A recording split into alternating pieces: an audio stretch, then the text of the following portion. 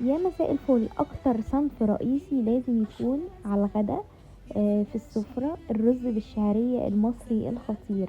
عملته بتكاية كده بسيطة. اول حاجة معايا كوبايتين من الرز، انا غسلتهم كويس جدا، معلقة كبيرة من السمنة البلدي ومعلقة كبيرة من الزيت.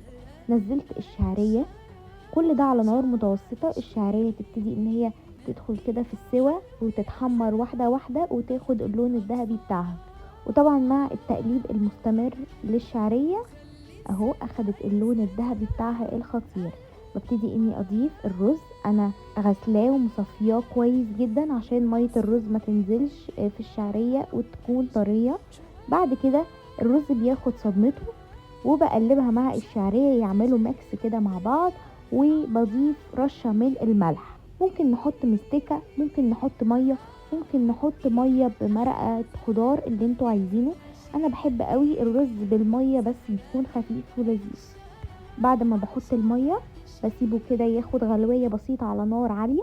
بعد كده بوطي النار تدريجيا عشان الرز معايا ما يعجنش. ده شكل الرز وهو كده بياخد غلوية بسيطة على نار عالية. بعد كده بوطي النار وبقلبه. لو حسيت ان هو محتاج شوية مية طبعا بزود له. بحط كده حتة فويل عشان الرز يستوي بسرعة جدا، وبكتفه بالفويل عشان يستوي بالبخار بتاع الرز. بس كده طلع مفلفل وخطير. جربوه وان شاء الله هيعجبكم، وبألف هنا وشفا.